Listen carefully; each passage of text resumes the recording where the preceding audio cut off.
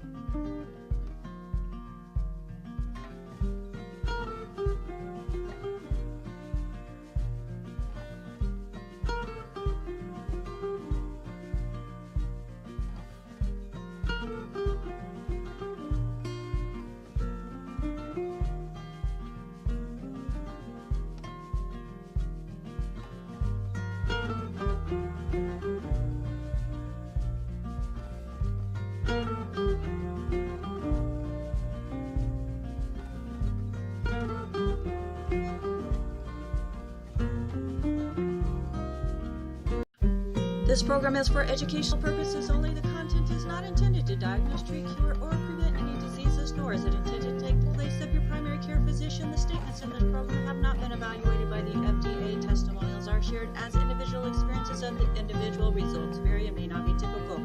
We do not make any claims regarding health or income. As an empowered individual, you do have options available. We are honored to have a founding father of the science of epigenetics guiding us with the best options to obtain or maintain optimal health. Dr. Joel Wallach. Hello, everybody, and welcome to Daily with Doc and Becca. My name is Becca Dukes. I am your host. I'm a certified holistic health coach, certified naturopathic practitioner, and director of student services at the Institute of Holistic Health. And folks, today's show is going to be fascinating because we're tackling a subject that impacts pretty much every one of us.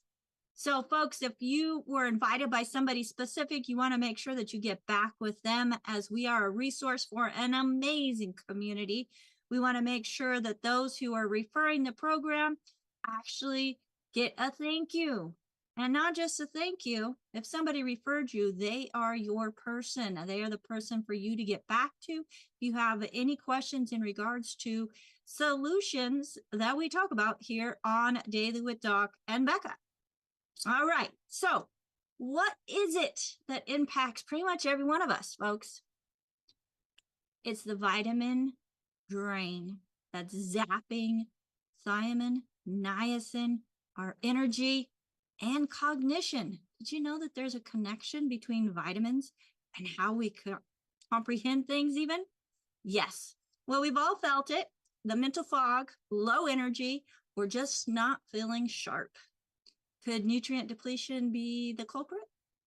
And more importantly, why are these essential B vitamins being drained from our bodies faster than we can replenish them? Well, to help us unpack this, I am honored to welcome our special guest, Dr. Judy Reynolds. She is highly respected in the animal science as an animal scientist and a nutritionist whose work has bridged the gap between research and real-world application. With decades of expertise in bone and mineral metabolism, genetic disorders, and nutrient requirements, she brings a unique perspective on how vitamins and minerals affect performance, resilience, and long-term health. She has served as a technical product manager, researcher, equine nutritionist, and consultant, and she's even helped review the official nutrient requirements of horses, the global standard in nutrition science. But her insights, folks, reach far beyond animals, and her work shines a light on the critical ways nutrients, especially thiamine, which is B1, niacin, B3, affect human health, energy, and cognitive function. So, folks, we are excited to have Dr. Judy here with us. I'm not going to give away all that she's going to be talking about. So, folks, help me welcome to the screen Dr. Judy Reynolds. Hello, Dr. Judy. Welcome to Daily with Doc. We're always excited to have you on. As for many of us, we like to go deep into that technical stuff, and that's what you're best at. So, how are you today? Thank you, Becca. I am great. I'm so happy to be back. It's been a little while, and life happens. So I guess that's a good summary for that. People may be wondering why a horse person, and I guess the best thing to say about that is that I believe we learn more when we have things to compare. So one of the real problems we have in the whole world with everything is that there are people who get put into a category and they study one subject and they become an expert at that. But then since they don't learn other things, they don't realize how much is out there and they don't have these basic comparisons. And just one quick example is that a person who has studied horses and loved horses since I was a little child already knew about what we call the microbiome, because a huge part of horse nutrition is that they have this great big cecum. Instead of our little bitty appendix, they have a great big cecum. And in that cecum, all kinds of bacteria live, and they do the bulk of the work of digesting those bacteria, or those bacteria work digesting the fibers in grass. As we know, your cattle, your horses, they eat grass and we can't. We can't digest grass. So by already understanding that, by being an animal scientist and understanding those kinds of things, we as a group were kind of way ahead of the human scientists that are starting to figure out what's going on with the microbiome. And that's going to tie a little bit into what I'm talking about today too, because if you think about what's going on in the world right now, one of the biggest factors we're dealing with is mental health. It's coming up everywhere, in all places, all kinds of things. And there's something really important about mental health that most people just don't think about. And that is how nutrition affects it. And there happens to be a very long history of studying nutrition and mental health. It's just not out there. People aren't finding it. So that's one of the big things I'm going to talk about. And just as an aside, I spent 4 days last week online at a conference on mental health. And 4 days, long days, I still have to go through a lot of the material because they would have 2 sessions at the same time. So I could only watch one and that kind of thing. So I will be having a lot of really cool insights coming forward just from that conference. And this is what I did before when I was a horse specialist, is I would go to these conferences and learn whatever's new. And then I would come back and try to make it simple, take the most important parts out. And there are some gems that we're going to be talking about at some point. So with that said, I'm going to go back and start talking about nutrients, and I'm going to talk about water soluble vitamins. And Becca, I'm sure you can make the links available to the other talks that I've done. I think I've done about 10 or 11 maybe of these talks with slides. And, we kind of left off in the vitamins. We had already talked a couple of times about water soluble vitamins. And then we're going to go on from here with all the other nutrients. So I really have 2 goals with these. Number one, to get kind of the basics down of the science of nutrition. And that takes a long time. We're going to go through, all the different types, water, vitamins, minerals, protein, all these things, but then, go down that. And then there's all other things that have to do with nutrition that we'll also talk about. So that I'm laying that background, but at the same time, I always want to bring in new things. And this is why I actually started several months ago on the topic of the B vitamins as it relates to mental health and as it relates to the drugging that is generally done for people that are believed to have mental health issues. What they do, what they have done historically, is drugs that they're called SSRIs. And what they do is they're supposed to allow serotonin, which is supposed to be the feel-good hormone, let it stay in your brain longer so you'll feel better, so you won't feel depressed or have these problems. But it has been announced even to the general public recently that even though there's a long history of using those, they don't work. Right. So So now go ahead. I'm sorry, just for our audience, when you say mental health, can you just do a quick little rundown and folks listen as she's doing a rundown of what these mental health conditions can be that are affected by nutritional deficiencies?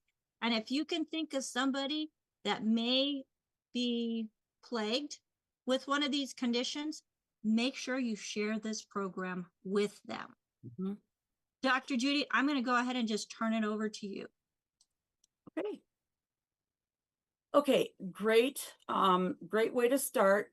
As far as definitions, I always love throwing definitions in there so that people are all on the same track. When we talk about mental health things, you've probably heard of things like depression. You've heard of even ADHD. Those kinds of things are quite common. And schizophrenia, one of the most severe, those kinds of things are in the class of mental health. And just generally, you have probably heard of people who, especially with depression, they just feel so bad. Sometimes what we worry about is suicide, because these types of things can actually lead, people feel so bad. They don't have a normal, what we call normal sense of just feeling good.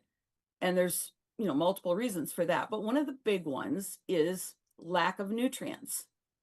And just to kind of jump ahead a little bit, it's actually been said in these books that I've got books going back in before the 1900s and things, and they had already decided that your food, no matter how good your food is, in this day and age, you cannot get enough of specifically niacin, which is the one I'm going to talk the most about today. So what that means is that supplements are required. And that's a big leap for a lot of people to even say, oh my gosh, do I have to take supplements? Well, I think as a group here at Critical Health News and Daily with Doc, we have already understood that there are a lot of nutrients that we need. And it's like people use a car analogy a lot, where your car needs all of its parts in order to run. If there's something missing on the car, you might not be able to run at all if you have no engine. If you have something wrong with a tire, you could start the engine but not drive, that kind of concept. But so we basically know that our bodies are going to require nutrients. But it just seems like in the general public, at least for the last, since the early 1900s, we've kind of diverged from, there are many kinds of ways to talk about health. And we've gone strictly to mostly the allopathic doctors, the medical doctors. And they are not trained in nutrition. Their specialty is acute things like broken bones, having to have surgeries and things like that. But they don't really have a background in nutrition, which is the basis of chronic problems, chronic disease. Because for all practical purposes, chronic disease is a lack of nutrients. And again, that's, people have known that, but it's not generally out there for people to find out about it. So the mental disorders are when someone acts in a way that generally is not accepted as normal behavior. And again, there are definitions for each one, but it's a perception. It is how they perceive reality, and it doesn't allow them to interact with other people, with the public. And the worst part of it is when they become violent, which they can. Unfortunately, for a person who has those issues, it's really the only type of disorder where they being the society, can actually take away all of your rights, lock you up into some kind of an institution, and then give you treatments and things without your permission. And the reason for that is that you can imagine if there are people with these problems, if they're in society, they cause harm to other people. And so throughout time, that's been what's been happening, is that people can actually be locked up. But the reason they were doing treatments that we now know don't work is because they just really didn't have an idea of what the options were. And if we go back throughout science, we always find things where at the time we didn't know what to do. And one of the things I talk about a lot is that the first president of the United States died because they did something very common back then called bloodletting. So they believed if you were sick and you just put a hole in your arm, let a bunch of your blood drain out, that would be good. Looking back on that right now, it's ridiculous. It didn't work, but they didn't know. So we don't know what we don't know. Okay, so basically the main goal that I have is to try to take information and make it available to people so that they know that they have more options than just one through a medical type model, but also to look at nutrition first. Okay, I have some slides. Let's see if I can get them to work. It's always fun. Ooh, there they are. Okay. Beautiful. We are good. I have not done this for a while, and it's amazing. Here we go with curtains again. Curtains, the bane of our existence. Okay, so on the other talks that I've done, which Becca will help you find them, if you just go back in the archive, but we've already talked about some of these, but the concepts are so important. I'm going to go through a few of them, and then I will get to the bulk of this, which is niacin. And if I'm hurrying, slow me down, Becca, but I want to allow some questions. So it's always, one of those trade-offs. Okay. Gotta get the slide to go forward.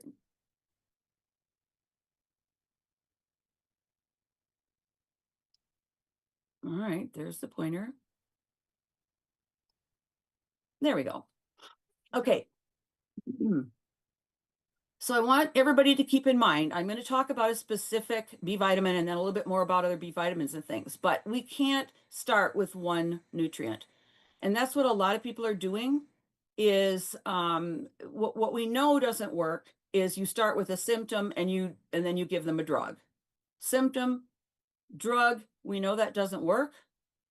And a lot of people now are trying the symptom, one nutrient. And again, neither one of those works. That's sometimes called fractionated nutrition. It's got other kinds of things that they call it. But the point is, you have to have all the things your body needs to start out with.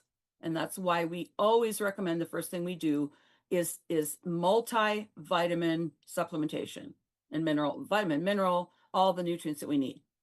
Okay. So we have to start there. And again, I got to wing through these so that we can get on to some new stuff. But when I talk about water soluble vitamins, people always say, what does that mean? Why am I saying water soluble instead of, something else? Where does that come from? It comes from the fact that within our body tissues, we have two basic kinds of tissues. We have those that contain mostly water. Examples would be your blood, your lymph fluid, all the fluid inside your cells. Those are basically water soluble. And then it's sitting in that water. All the ions and organelles and everything are in there. Then the other type of tissue is mostly fat. And we have a membrane that goes around each cell in our body. We have water on the inside, then a fatty membrane, and water on the outside. And most of you are aware, if you have a glass of water and you pour some oil on top, that oil will go to the top because really the water molecules are not as heavy, but the charges in the water push them out of the way. And so that system of having two types of tissues in the body allows us to separate things. Okay, if we didn't have a system to do that, we couldn't have different cells and different organs. Everything would all be a big blob, and we'd be a single cellular organism. And let's not get mad at them, because bacteria and things are very important. But that's how it's classified. So when we talk about the water-soluble vitamins, they're all the B complex vitamins and vitamin C. There are some forms of vitamin K also but that's not, what we're looking at right now. Okay, so again, we need to look at what is in the two different areas of the body. Oh, where else is the fat in the body? The brain, the nerves, the central nervous system, and all the nerves. So kind of important that we can separate things out by having membranes made of fat. Extremely important that our brains function correctly. And guess what? That ties into mental disorders, doesn't it? It's all gonna tie in. Okay. And why are these things even necessary? Why do we need these supplements? Well, digestion, utilization of foods, almost all metabolic processes. It's hard to even imagine that we have probably, people guess differently all the time, 10 trillion cells in our body, and we have at least 10 times that many cells that are bacterial as part of our complex of our person as we sit here. So if you think about that, it's mind-blowing. All those things are happening all the time. Okay? And we need the correct proportions. And we as people eat basically what we want. And we eat for enjoyment, taste, and things like that, more than strictly to meet our needs. Opposite of that, as an animal nutritionist, we have learned to put the supplements together for the animals so that they don't have a choice. They have to eat what we give them. When we look at the differences between wild animals that don't get supplemental food from people or feed, we find a big difference in when we feed them and we give them all these supplements, they grow larger, they live longer, they reproduce better, and all these different things happen because we've managed what we're doing with our animals, okay? So, again, just key concept, and this is a huge one, and without understanding this, we start to run into all kinds of problems because it's kind of natural to think of something as either good or bad. So for instance, if you have a nutrient and that nutrient you have heard is a poison, it's a toxin, and we're going to think it's really bad. And one of those good examples of that is a trace mineral called selenium. But what I'm showing you here, and let's orient, along the bottom axis here, we have the amount of the nutrient that you're eating. Okay, and I don't have it blocked off because it's different for each nutrient. So on this graph, I'm going to take any single nutrient. Okay, I'm going to feed not enough. And here's how the animal performs: death, optimal performance, and death. Okay, so as we go higher on the amount of nutrient, not enough, they die. Deficiency, they have symptoms, they're sick. And by the way, this is right here where we see NRC.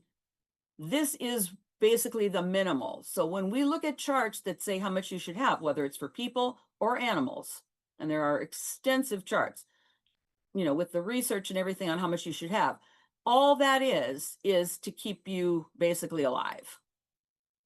You have to have more than that just to be marginal, and then to be optimal, you may need a lot more, okay? Then again, if we overdo it, we're going to have problems because we have to get rid of the excess, and it will imbalance it. There are famous balances like calcium and phosphorus and copper and zinc and things like that, where if we don't keep that ratio correct, we start upsetting all kinds of other things that are happening in the body. So this is a key concept. So if someone says, well, I don't want to take selenium because it's a poison. Not true. Too much selenium is a poison. Another big one is arsenic. And again, very, very, very small amounts of arsenic in animal studies have been proven to stop leukemia. Very difficult to work with, something that's happening a lot in people. But there's a misunderstanding that no arsenic is ideal. Well, arsenic is found in very minute quantities almost everywhere on the planet, or at least on the, shall we say, we're not talking about the core, but we're talking about the land that we live on. So things like that we have to keep in mind. So it's not, when we look at nutrients, now you start talking about radioactive nutrients, that's a different thing. Those are always poisonous. They use them sometimes in testing. They use a small amount to try to find out an answer to a problem, but they realize, you can't use too much of it or you're going to have big trouble. Scientific term, big trouble. Okay. And I can go back to that if anybody has questions about it later. Now here we're talking about B vitamins, and what this is, if any of you have studied biology, chemistry, or things like that, you'll recognize this as what we call intermediary metabolism. When I eat certain types of foods, up at the top here, I have glucose, which represents our carbohydrates. Here I have fatty acids, and here I have amino acids. These are the main things that are in the foods that we eat. The reason this graph is so important, and I actually created this graph myself from just reading about what the things do, and I've used it for quite a while now, but the point here is, if you want to get all these things broken down that you've eaten, and you want to get them into this, what we call the TCA cycle, and then over here we're going to get energy out, everything on this chart in yellow is a B vitamin. Okay? And the most important thing here, I'm going to talk mostly about niacin today. To get from glucose, you need niacin. To get from fatty acids, you need niacin. Niacin. Niacin. You see how niacin is everywhere? I have 3 different sources I've just looked over recently again. And one of them says niacin has 400 chemical reactions in the body, one says 500, and one says 900. Remember, we're dealing with trillions of chemical reactions and things going on all the time. It's beyond our ability to really comprehend mathematically. So all this stuff is going on. But the point is, if you don't have these things, your body has to try to figure out another way. Or is it surprising that you have symptoms of depression, tiredness, all of these things that we're talking about, and even death when it's bad enough? Okay, so all of it fits together, that we have to eat food, break it down, and get energy out of it so that we can do all the rest of our work. So quickly, some sources, meat and milk, and that's because in those tissues, they already contain B vitamins, the tissues themselves. And it was one of the main things that helped people determine why we needed the B vitamins, was because societies went from meat and milk to a corn-based diet. And corn is notoriously deficient in B vitamins. And then just some other sources, stabilized rice bran I used as a horse formulator, and then brewer's yeast, another product we use for horses. Remember, you're going to see basically when they took the bran off the rice and created all these products that are white rice. People think white rice is cooler and cleaner and all that. They removed the bran and germ, which is brown. And so what they'll do then, if you buy white flour, they will put some B vitamins back in it. Unfortunately, they don't do the whole complex. They don't do enough, and it doesn't work as well. Another source is bacteria in the colon of us, the cecum and colon of horses. And this has a lot to do with how well are we absorbing all our nutrients, because that process won't work if we don't have healthy bacteria. So that goes back to our microbiome. Obviously, or maybe not obviously, but we need more of these different things for certain times in life. Growth, reproduction, exercise, all these kinds of things. That's pretty typical of most nutrients, is that they're going to vary. Okay, the properties of these vitamins, and we usually want to talk about the B complex together. You want to make sure you're getting them all. All the organisms need them. Okay, they all contain carbon, hydrogen, oxygen, and a little bit of nitrogen. Some also contain things like cobalt or sulfur. Being absorbed through the portal vein means they go straight from the liver. They go into the blood. And that's, that's important as far as how it's carried. Another huge thing, they're not toxic. At less than 10 times the RDA, remember I showed you the RDA, and we got to get more than that. But usually it's much more than that. Most B vitamins are not considered toxic at all. They've fed huge amounts without detrimental effects. Here's the other key thing, and we're talking about mental issues. We see mental illnesses and mental issues easily because the person's acting so different. They're minimally stored. In other words, if you have extra B vitamins and vitamin C, within 24 hours, basically will be excreted. And that means they're in the urine, because if they're excreted in the feces, that means you never even absorb them. So for the most part, they're excreted in the urine. That's why one day without them, you start being deficient. They're not stored like other things. Well, I can just take what I ate yesterday or the day before or whatever. So we have to have them in the diet every day.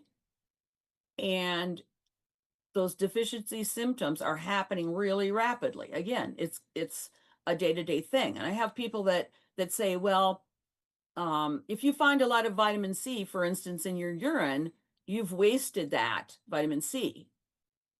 No, because what do you think protects your urinary system? Vitamin C protects that system. So as it's excreted, it's being used. So we don't want to be not taking something. And there was a big thing that doctors would always say, if you take vitamins, it's just expensive urine, right? Not true. The thing about precursors is usually they're going to come in the way they are. They're relatively small. They're going to come in the way they are. They're not going to be broken down from something else. So, in the case of niacin, tryptophan can be broken down into niacin. So you have to weigh that when you're looking at your total amount of niacin that you need. Tryptophan can also go and be used in other pathways. So that's something that you can consider. Okay, and this just shows how long we've had symptoms. This is thiamine, B1. Vitamin C causes scurvy. I mean, we're talking 2697 BC. I should have put 80 here, but it's kind of obvious, I guess. So niacin, 1920, documented deficiency. But these things have been happening for a long time, and in the past, they just didn't know what to do about it. They thought almost everything was either spontaneous. Before they knew about the germ theory, they thought everything just happened and there was nothing you could do about it. Then we had the germ theory, and then they tried to make everything a germ. So these were all considered diseases, and basically, no, they were nutrient deficiencies instead of diseases. Okay, functions. I've got this slide here, so if people go back and look at it, you can take time. I'm not going to go through them. I will just say niacin is also B3. It's called PP. It's called nicotinic acid originally, and it's used for carbohydrate metabolism. But what has happened a while ago is that there's another molecule called nicotine.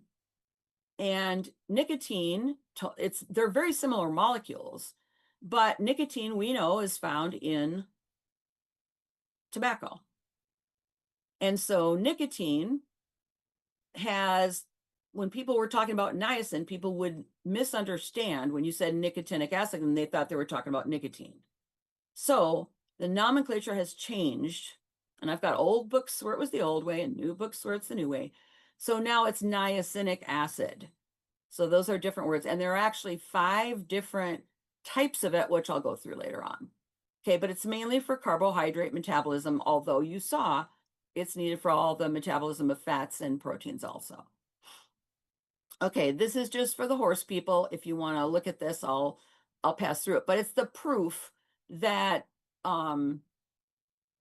you are getting, look, you have more here than you had in the hay to start with, right? So that's the proof that the bacteria are actually creating them. Otherwise, you wouldn't have more than you started with in your feed source.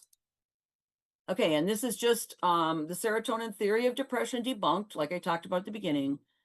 They don't work, and therefore now everybody's kind of in a frenzy. Well, if they really don't work, what should we do? That's what people are trying to figure out, and we're trying to tell them, hey, let's look at the nutrition science that's been there literally for centuries.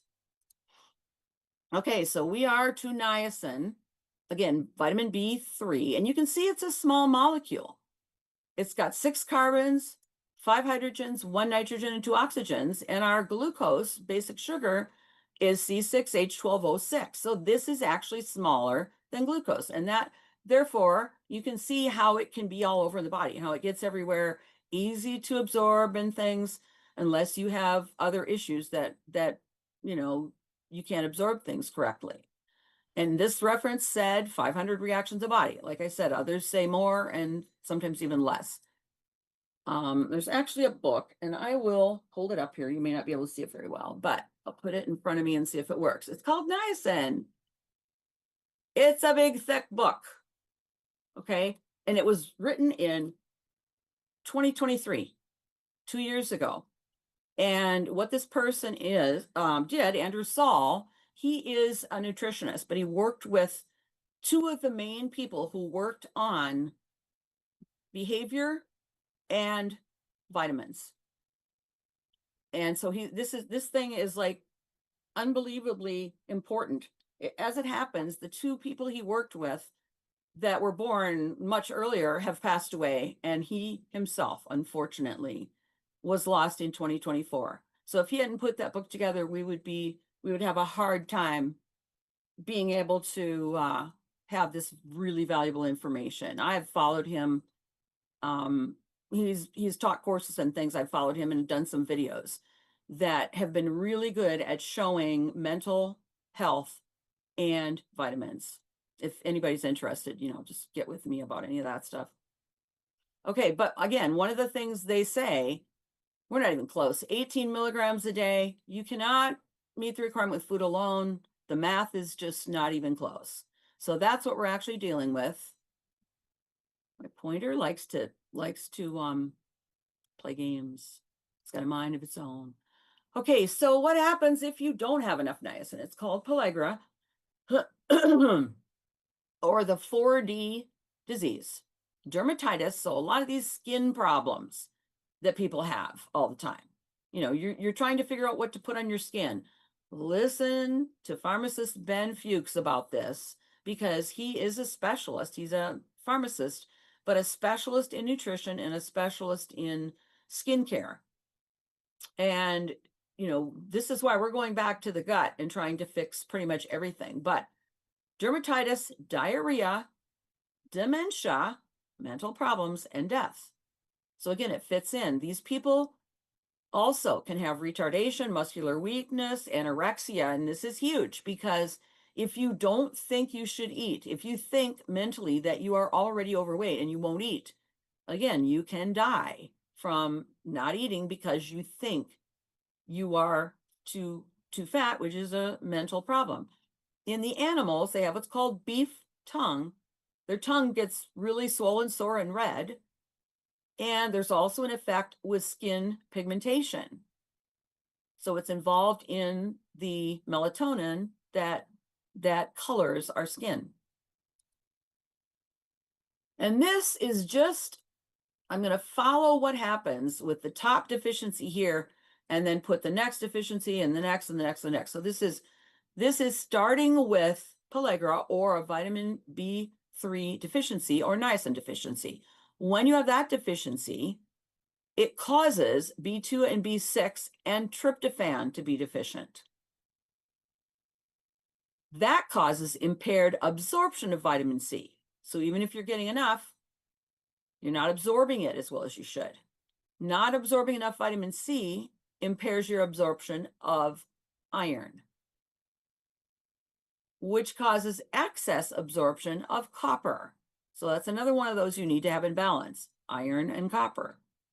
Then that inhibits nickel metabolism, which further inhibits iron absorption. You can see how all this goes.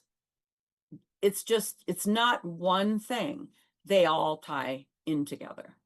So it becomes fascinating. Okay, and just quick, this is thiamine, and that causes beriberi, but this is another B vitamin. Look at the things that can be a cause of. Again, dementia. So most of the B vitamins are tied in somehow with mental issues, dementia, but congestive heart failure is a big thing, a big deal. Multiple sclerosis, anxiety, hysteria, confusion, depression, muscular weakness and wasting, anorexia, nausea, fibromyalgia, peripheral neuropathies, paralysis. Anybody know anybody with any of these? B vitamins. Okay. Dr. Judy, I just want to bring something up.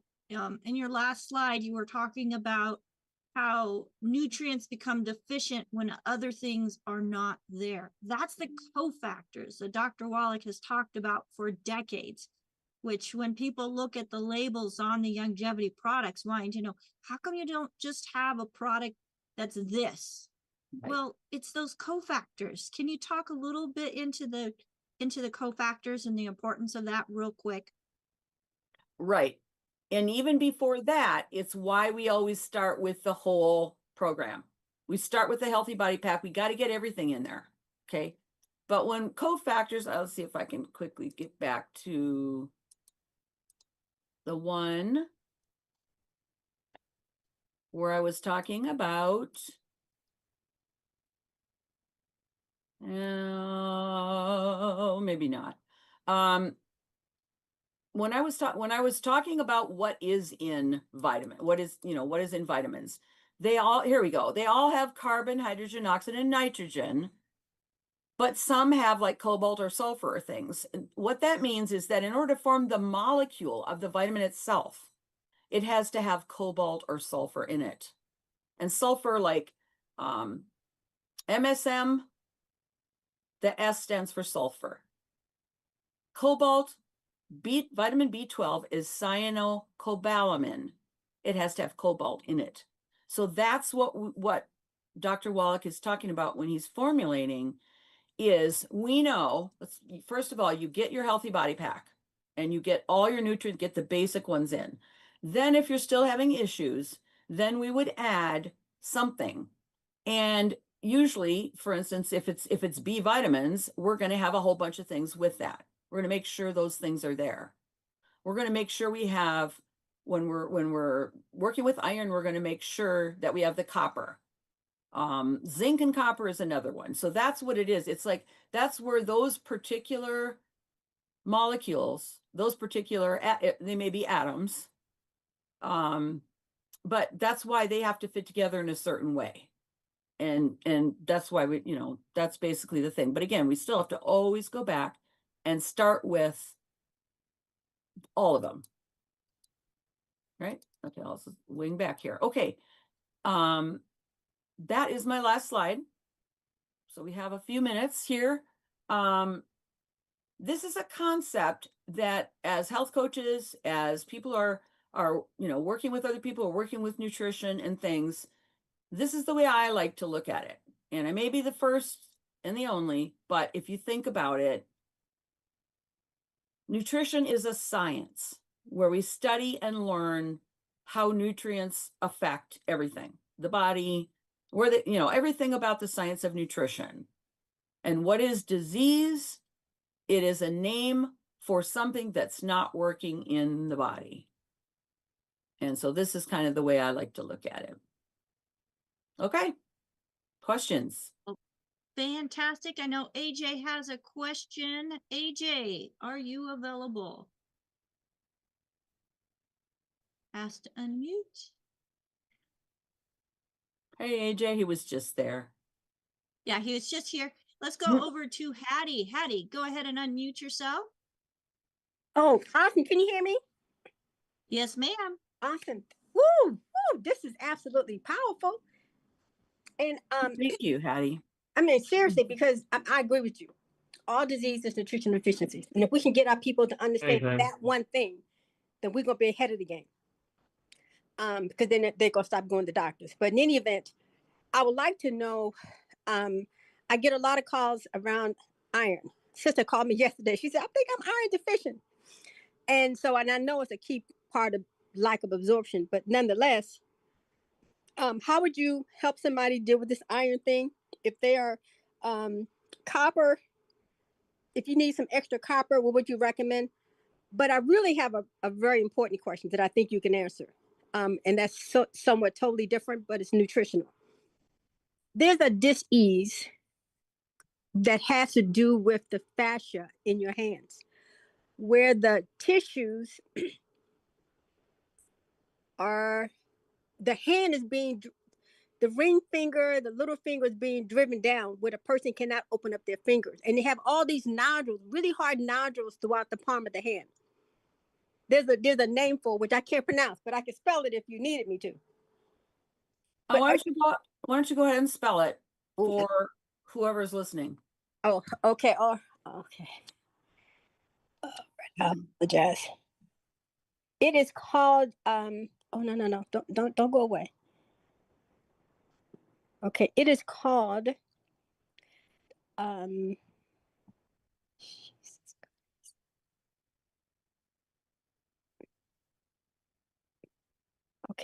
I apologize. You're dealing with anyway. Okay, well, I'll go ahead and look for it. I'll start on iron. Okay, awesome. Okay, iron is very interesting, and it's pretty much unique when it comes to the minerals. And there are big issues about it because of that. Iron, the control mechanism to make sure we don't get too much iron is in the digestive tract, and it has to do with absorption. So if the body doesn't have enough iron, we absorb more. If the body has enough, we start absorbing less. So because of that, it's very difficult to overdose on iron. Okay. However, if we inject iron, sometimes people will decide someone's anemic and they will inject iron. The problem there is that our body recycles iron extremely well. And it's never recommended. I should never say never, because, there may be a situation with extreme blood loss. Someone's bleeding to death, they can only give them plasma or something like that, where they can't give them hemoglobin, they can't give them blood cells, whatever. But for the most part, we don't want to inject it because the body conserves it so much. And in cases where people have overdosed on iron for that reason, they've thought they could, sometimes people in sports or things will think, well, I can carry more oxygen, I'll be able to run faster or something, and I'll get an iron injection. Really bad. And what happens there is that you have to successively get rid of your own blood to get rid of that over consumption of iron, too much iron. Okay. And you mentioned copper. Copper is a cofactor. It's required for iron to do its work in the body. So it's been a misunderstanding that if you're iron deficient, give iron where you may need copper, or you may need any of the other 90 to 100 or whatever other essential nutrients, balances, all these kinds of things that happen. And by the way, just to throw it in there are also anti-nutritional factors in foods. That's a fascinating science right there, where you are taking in what you need, but something else is in there that stops it from working correctly, and you become deficient. And that's famous in the plant kingdom, because plants are sitting out there totally defenseless. Animals come along, they don't want to be eaten, and they've got all these kinds of toxins to animals. So, all of that ties in. But the huge thing about iron, you don't want to inject it. And if you do have too much, they have to you have to go in and get your blood drawn periodically and just keep doing that until you can get rid of some of it. Or, I mean, you can die from too much iron. So it's really misunderstood in that aspect. Okay, on the fascia? Yeah, it's called Dupuytren's contractions. Oh, okay. Go ahead and spell it. Yeah, Go ahead. it's DUPUYTRENS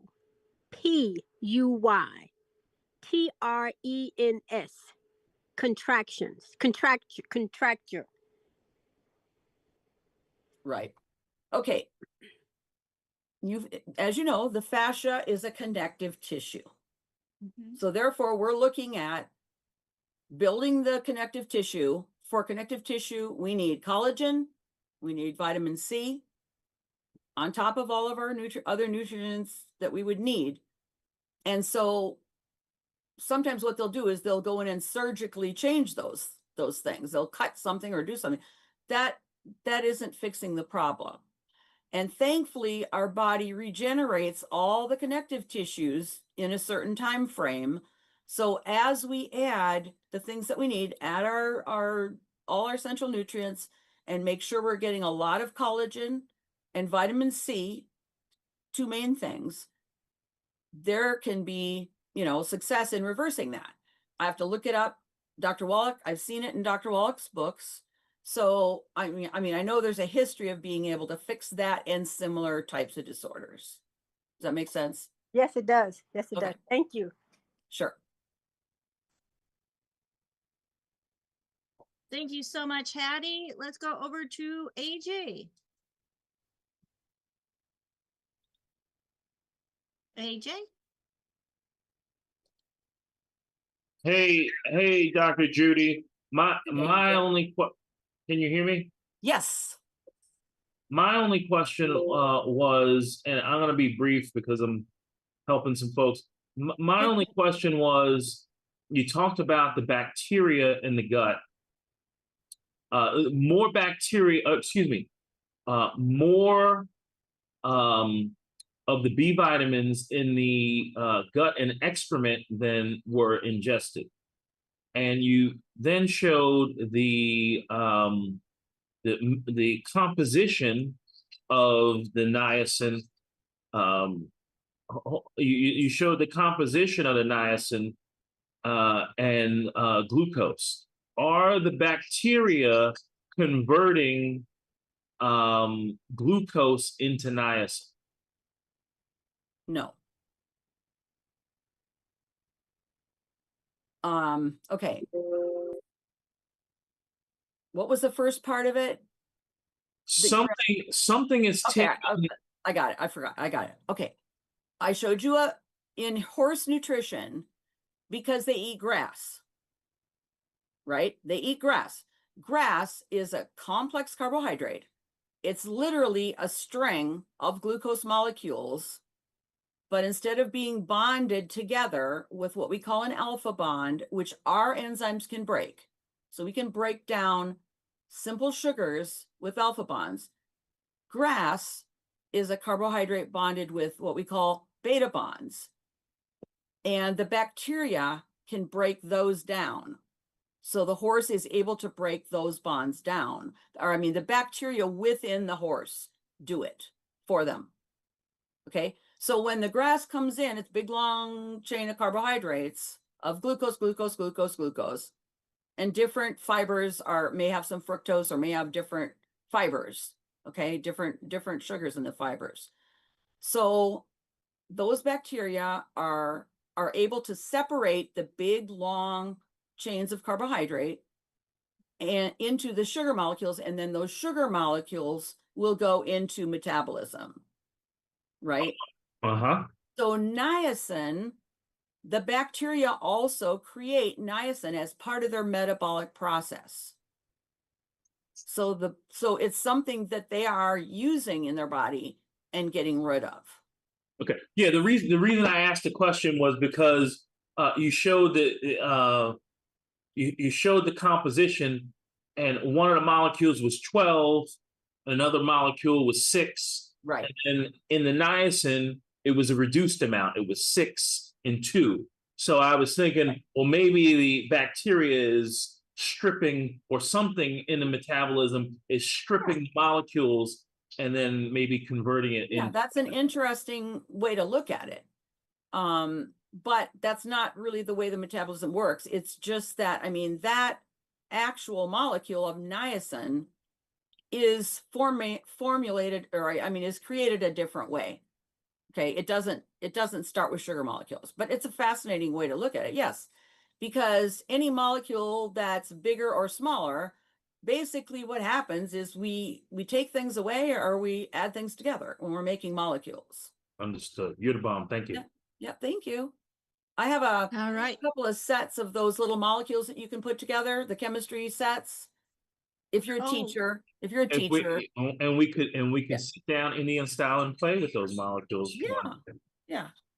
Well, my grandson likes to do it. The problem with those sets for teachers is that they're really expensive and you only get a few of them, but you know, they have the right number of bonds. So you can sit there and you can, to learn chemistry, you can say, okay, take a carbon. The fascinating thing and the most important thing about carbon is it has 4 bonds. So every carbon atom can connect to 4 different things.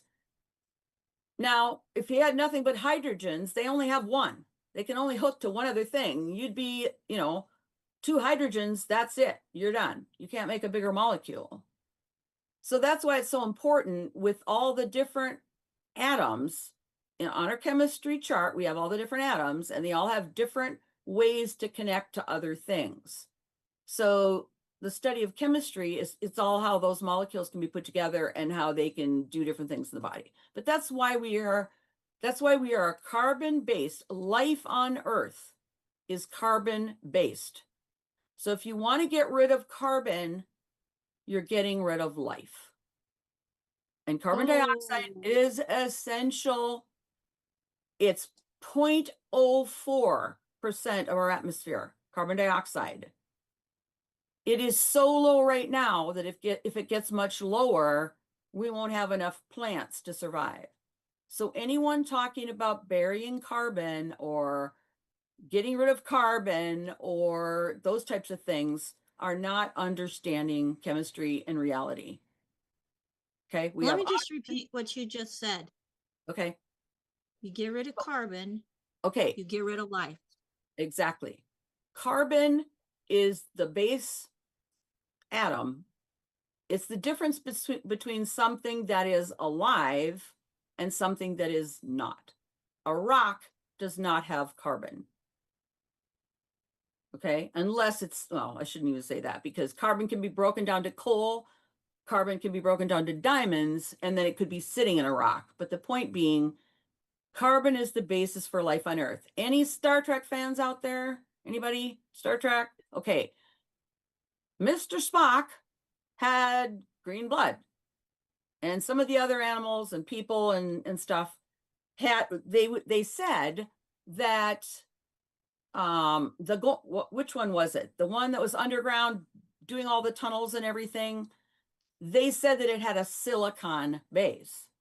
And we think of AI and computers and all those kinds of things being based on silicon, not carbon. So non-living. But the point is, plants have to take in carbon dioxide, and thankfully, they excrete oxygen. Animals need the oxygen, and they excrete the carbon dioxide so the plants can make some more oxygen. That's the cycle of life on our planet. Also, though, whenever the plants are making oxygen, they have to be getting sunlight in. So at night, a plant is the same as you and me. It is respirating, it is using up oxygen and creating carbon dioxide. So the plants do both. When they have sunlight, they make oxygen. When they don't, they make carbon dioxide. But again, without all these plants, there would be no life. Without the sun, there would be no life on Earth. But the whole concept of trying to get rid of carbon is either a misunderstanding or a way to make political differences or changes or money, for money to shift, for power to shift by talking about things like getting rid of carbon. And, Wow. you know, I can talk more about Okay. that anytime if people want to. We could do that Oh, on yeah. another on another episode. Yeah. Let's go over to Keely, and then we have a question out on YouTube coming in. Keely, go ahead and unmute yourself. Hi, Dr. Judy. Glad to have you back. We missed you. Thank you. I have two separate questions, and they're in two separate directions. But the first one is, I've had a couple clients lately where, like 3 men, and they're being diagnosed with issues that have to do with thyroid. Have you seen or heard of a lot of this? And they put them on levothyroxine like they do women. What are your thoughts about that? Well, I think the best person who's described that for us is pharmacist Ben. And, you know, you can't start there. You have to get everything else in line first. So I would look at pharmacist Ben's work on that and go through it. But again, it's fix the digestive system and all that first. But if you look at what's happened to fertility and things, it's unbelievable how the changes have happened. But remember also, your hormones for men, women, everybody are all based on cholesterol. And we know that cholesterol has been demonized. So one of the best things to do for men is look, are they taking a statin? I mean, statins made the most money in history up until fairly recently, as far as drugs prescribed. And yet they take away cholesterol, which is, I mean, it's the major component of your brain and your nervous system and all your hormones. So you can always look at that. I would at least think of that as far as looking at men's health. But then go back, you know, find out what they're taking, what issues there could be, what other interventions or things might have happened. And then we've got to go back to the basic nutrition, which should then take care of the thyroid issue without having to do supplemental thyroid things. Yeah, it just seems like all of a sudden there's like 3 or 4 men, and I'm like, what is going on? But I haven't gotten into the depths of all of it. I know that 2 of them aren't on anything whatsoever. I mean, no statins, no blood pressure medication, anything. And I'm like, I'm just trying to get the history. And they're like, you know, I don't know why I'm on it. I don't know why I'm on it. I'm like, okay. That's excellent. But then go back to diet. Yeah. Okay. Because, my second question, they've been told don't eat eggs and all of that. So, that's true. My second question sort of has to do with, a comparative thing in between horses and individuals. So I'm gonna give you one. I have a granddaughter, 12 years old, or whatever. She's running a 5-minute and 24-second mile with a heart rate of 46 beats a minute. So when you look at horses and they happen to be different ages, do you give them different levels of nutrition based on when they're running and how far they're running, given the fact that we have children who are pre-moon cycle that still need to grow and develop? They're on the full Monty. They're on the brain and heart pack, believe it or not, because of the taxing of the heart, running a 2.1 miles, and they're doing that in 11 minutes and 20 seconds. So I'm just wondering, is when you're doing with the horses compared to human beings, do you change that based on age? Do you change that based on female versus male? Yes. All of it. If you want to send me, you can send me through Becca or however you want to do it. Just send me that you want my growing athlete. I did a technical bulletin about the growing athlete that's fairly in depth. I mean, it's not new anymore because it was in the early 2000s, and I have a number of presentations, but yes, within horses, we separate everything out. And just for a comment on that, in my research, I ran racehorses on a track I didn't run them myself. I didn't ride them, but I did draw their blood and do all those things. And a horse will have a heart rate of 200, 220, somewhere in that range. And when they're running a quarter of a mile, And what happens a lot of times, if you think about it, if you think of the muscle bulk and the way a horse looks and how they run, they can only breathe in and out with the stride. Okay, so the whole digestive contents get thrown forward and get thrown back, and they can only breathe in and breathe out with their strides. So we measured strides, we measured all these kinds of things, and there's a huge body of work out there. But yes, I mean, the basic courses that we take in exercise physiology are human, because there's a lot more research on that. And then we also study other species so that we can see what those differences are. But the horse is the one that, first of all, they hold about a third of their blood vessels in the spleen when they're not working. So as soon as they're excited, not when they start running, but when they're excited and they're afraid, they call what they call dumping the spleen, and they get all those extra red blood cells in, which allows them to do different things with oxygen and stuff than people can do. But yeah, it's a very complex science, but I can get other information to you. Okay, wonderful. Thank you so much. I appreciate it. Yep, you're welcome. And Dr. Judy, if you want to share your email, or I can share it with her privately, that's totally up to you. Okay, I will share it. It is just Dr. Judy Reynolds. So it's DrJudyReynolds@gmail.com, and put in the heading from Daily with Doc, because I get a lot of emails and I have to have a way to, get through them and sort them. And yes, I definitely understand that one. Well, Dr. Judy, thank you so much. We have gone over. We appreciate your time. But I do have one question real quick. Olga out on YouTube, what about iron-rich water, which says scientifically shown to be highly absorbable source of iron? What do you think about that, Dr. Judy? Have you heard of water that's an iron-rich water? I would have to see the label to see what they're talking about. I mean, a lot of well water can have extra iron and things, but again, the same thing applies. Your body will not ingest or will not absorb too much iron up to a certain extent, and it's quite a lot. So if you're drinking too much iron in your water, chances are you're not going to absorb more than you need. So to do that as a marketing thing, I'm a little suspicious of it. But again, people put vitamins in water to try to sell it when that's not the most efficient way to get your vitamins. So yeah, I would have to look at that actual thing and see what they're trying to accomplish and what they're doing. All right. Thank you so much for that. Rod, I see your hand up. Did you have a question as well? Yes, I saw a question in the comments asking if too much iron causes constipation.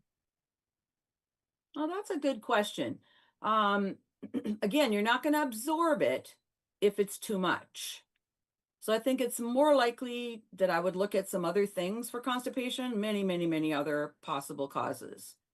I wouldn't single it out. It may be, but if you start with constipation, I would look at a lot of other things rather than going to iron. First of all, because you're not likely to absorb too much.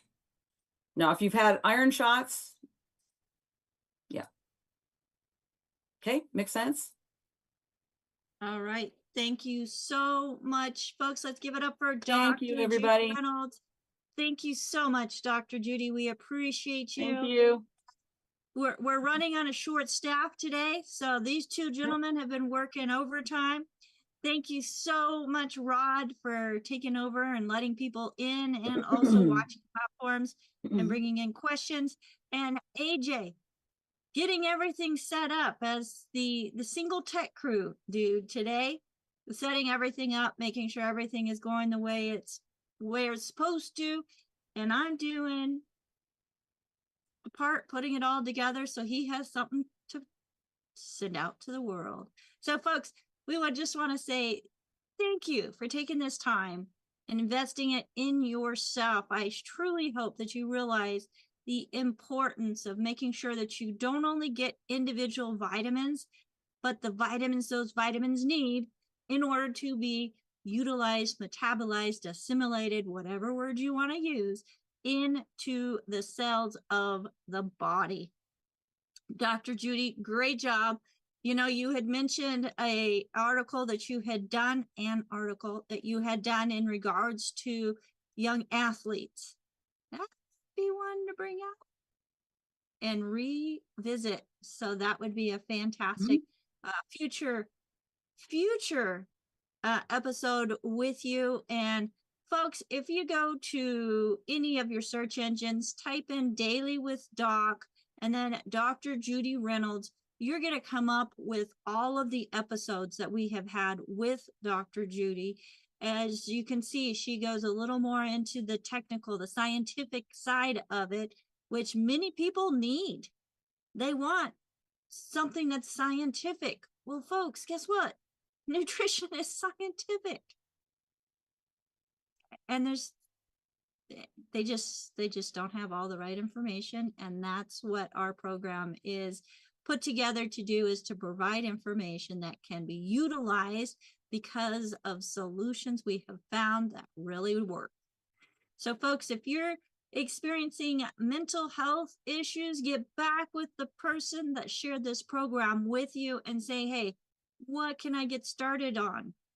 And if they don't know exactly, say, I want to get started on this thing called a brain and heart pack. Can you help me get started? That's a great place to start. Brain and heart pack and a bottle of de-stress. But if you got digestive issues and you know you have digestive issues, make sure that you're adding in there the ultimate enzymes and also the I-26, either powder, chewable, or in capsules.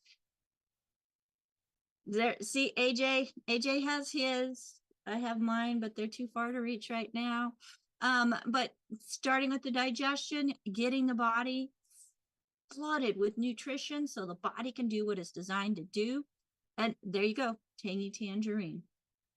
Z Radical, fantastic. So AJ's got one version of tangy. Dr. Judy has another tangy. There's no more FucoidZ. You know, we are products of the product, folks, and we're able to thrive because of it. So again, get back with the person that shared this program with you. If there is no one to thank, please give our call team a call at 855-949-3377. And one of our certified holistic health coaches will be able to help you make sure that you are getting the right program for you. Dr. Judy, once again, she is also a certified holistic health coach. She has been through the program at the Institute of Holistic Health as well, and has learned Dr. Wallach's philosophy. She had been following it, and now she just goes deeper into it. And we love the fact that she's sharing her wisdom and knowledge with us, which just solidifies what Dr. Wallach has done for so many decades. So thank you, everybody. Did I say 855-949-3377? And if you'd prefer email, you can do questions at dailywithdoc.com. And if you'd like to continue to be part of our audience here on Zoom, we're changing things up in October. Make sure that you email us, zoom@dailywithdoc.com, and get your private invitation for our upcoming October events. Until next time, bye for now. What did I forget? Pharmacist Ben tomorrow. Pharmacist Ben tomorrow. Pharmacist Fridays. Yes. Thank you, AJ. Thank you very much. And next Monday, Pharmacist Ben Bites with AJ. Don't want to miss that one as well. Bye for now.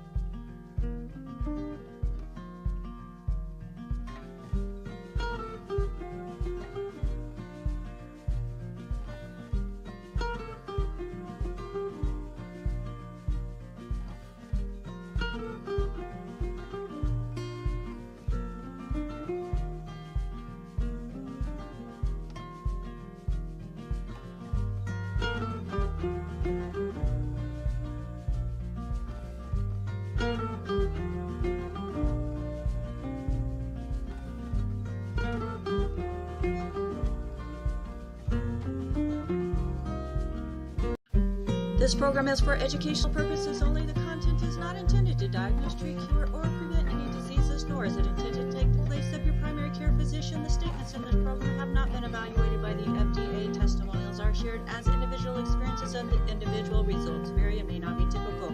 We do not make any claims regarding health or income. As an empowered individual, you do have options available. We are honored to have a founding father of the science of epigenetics guiding us with the best options to obtain